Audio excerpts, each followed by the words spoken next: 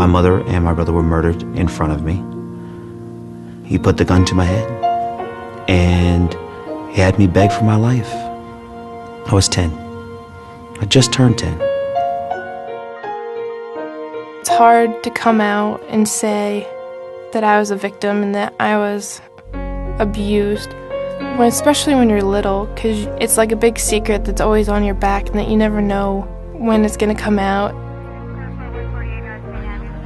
The image of my brother falling on that concrete floor and people stepping and just kicking with shoes on his face, I couldn't get that image out of my head. Around me are familiar faces, worn out places, worn out faces, bright and early for their daily races, going nowhere, going nowhere. Post-traumatic stress disorder, also known as PTSD, occurs after one has been through a traumatic event. Trauma is a process initiated by an event that confronts an individual with an acute, overwhelming threat, whether it is because one may see, hear about, or have experienced it, such as sexual abuse, physical abuse, motor vehicle accidents, natural disasters, and violent crimes. Some of the telltale signs of trauma are quite evident. Many of these symptoms, it's not that we don't see them, it's that we don't put together the entire sort of picture of what trauma is. Inability to sleep or interrupted sleep, inability to focus on what's going on, really not able to attend to learning. Adults need to be aware of children who are exposed to violence and intervene early and stop it. More than 60% of children ages 0 to 17 experienced or witnessed at least one traumatic event in the past year. According to a 2009 study, 46% experienced physical assault, 25% witnessed violence, 10% experienced child maltreatment, and 6% experienced sexual victimization. Their tears are filling up their glasses. No expression, no expression. Hide my head, I wanna drown my sorrow. No tomorrow. 47% of adolescents ages 12 to 17 had experienced or witnessed at least one traumatic event in their lifetime. According to a 2009 study, 5% of adolescents met the criteria for PTSD, 8% being girls, 2% being boys. No tomorrow, and I find it kind of funny. In a study of children in foster care, PTSD was diagnosed in 21% of young adults who were raised in foster care, 60% of those who were sexually abused, 42% of those who were physically abused, and 18% of those who were neither sexually nor physically abused. PTSD in children has become more widespread because children are experiencing and/or are being exposed to violence, trauma, and disasters at an increased rate. Some examples of what children are being exposed to are sexual abuse or violence, physical abuse, natural or man-made disasters such as fires, hurricanes, or floods, violent crimes such as school shootings, motor vehicle accidents, community violence, domestic violence, and war. The risk factors if this trajectory continues are: signs and symptoms of PTSD will begin to become more prevalent at a younger age. Note that PTSD can cause aggressive behaviors like bedwetting and thumb-sucking. Children don't necessarily experience flashbacks like adults, but often act out violent events during play.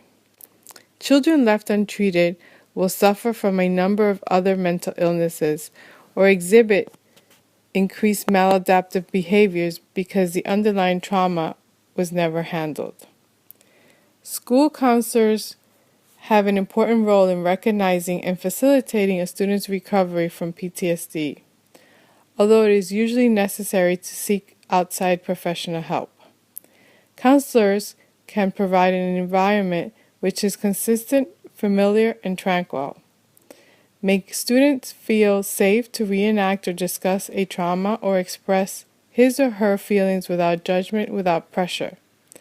Become aware of things that may trigger the child's anxiety or regression and safeguard against them. If student appears to be a danger to him or herself or others, the counselor must seek help immediately. After observing and recording the student's behaviors, the counselor should share the information with a parent or guardian. Listen to parents' concerns and, if appropriate, encourage to seek a professional opinion concerning the student's condition. No tomorrow, and I find it kind of funny, I find it kind of sad.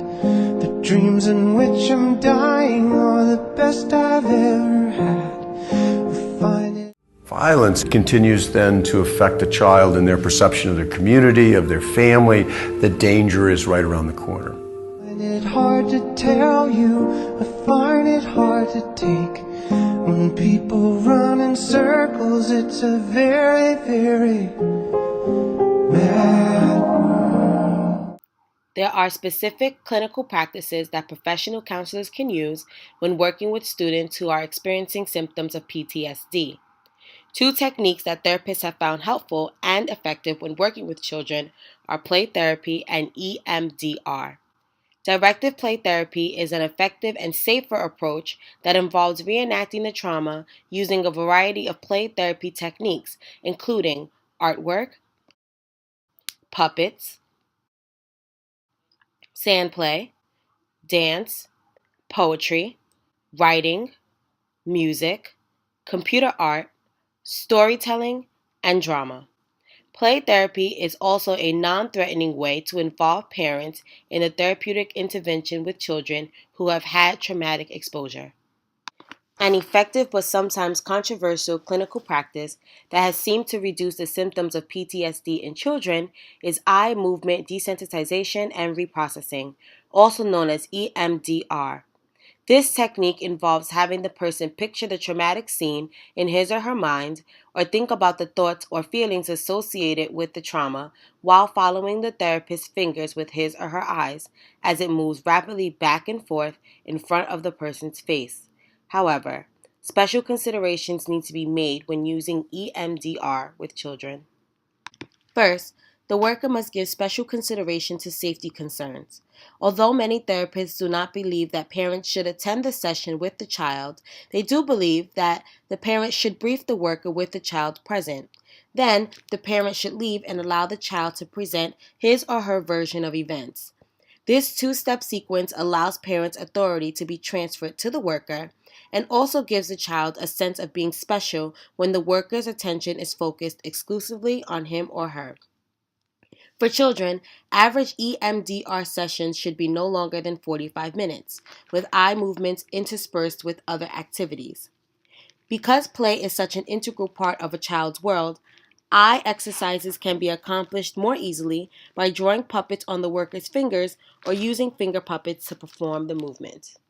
Birthday, and I feel the way that every child should sit and listen, sit and listen.